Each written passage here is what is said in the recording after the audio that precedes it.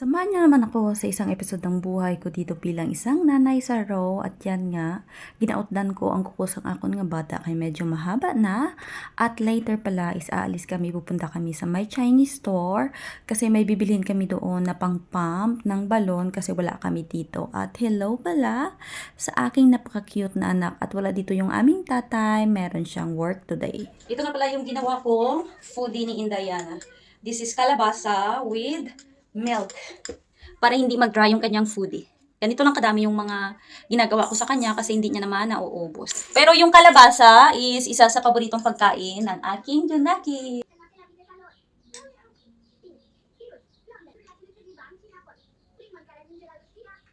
Naalala ko lang na nung mga bata pa kami, palagi sinasabi ng aking Mother Earth na kapag kumain ka ng kalabasa, itlilinaw ang iyong mga mata. So, ito nga, pinapakain ko sa aking Junakis. Para mas lalo pang luminaw yung kanyang mga mata. Nakabihis na pala kami ni Indayana at lalabas na kami. We are ready to go out. At ito yung OOTD ni Indayana. Bibili lang naman kami ng pang-pump sa aming balloon. So, let's go sa goal. Iyana!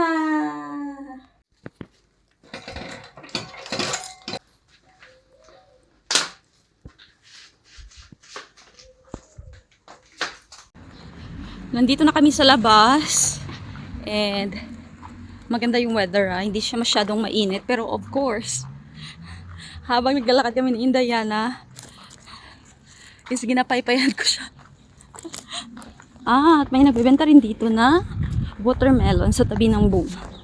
Kahit saan lang talaga dito, banda sa aming city is meron kang makikita na nagbebenta ng mga watermelon. At dito nga sa may area ng Boom, meron nagbebenta ng watermelon. So, malapit-lapit lang sa amin. Tapos, meron pala ditong massage therapy kung gusto nyo magpa-massage. Tapos, meron ding malapit na lotohan sa amin. Nag-try akong magtaya dyan pero hindi talaga ako nananalo. At pupunta na pala kami doon sa may kabilang daan kasi ito yung way na papunta doon sa may Chinese store. Merong upuan doon sa may gitna. So, upo muna kami ni Indayana kay ginakapoy ako. Ito ang pungkuan.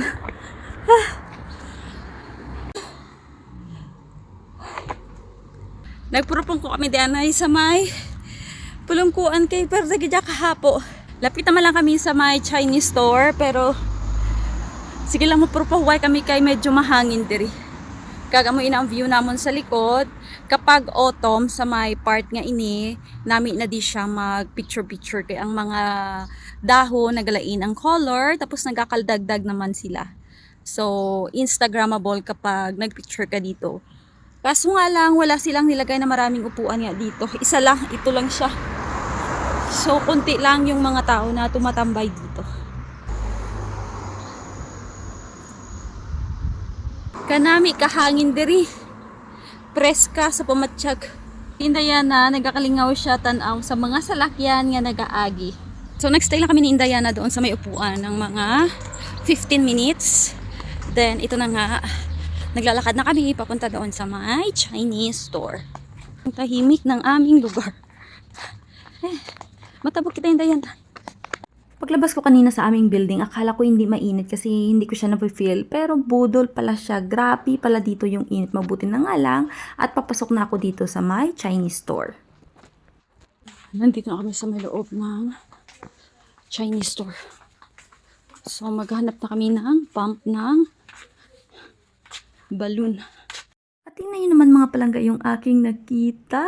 Meron akong nakita na folding or folded na tabo. Nakalabas na pala kami sa my Chinese store. Hinahinga na naman ako. Bilis lang kami doon sa my Chinese store. At bumili ako ng lemonade. Para maibsa ng aking kauhaw. Tapos umupo kami dito sa may gilid ng daan kasi merong upuan. Stay mami. Dito na pala kami sa bahay. Mabilis lang kami doon sa labas kasi akala ko hindi mainit. Grabe pala yung init. After ni Indayana na matulog, ipapakita ko sa inyo kung ano yung pinamili ko doon sa my Chinese store. Ito pala yung dahilan kung bakit pumunta kami doon ni Indayana sa my Chinese store para bumili ng pump na pahabukon sa kanyang laruan. Ito pala ay nabili ko sa Temu.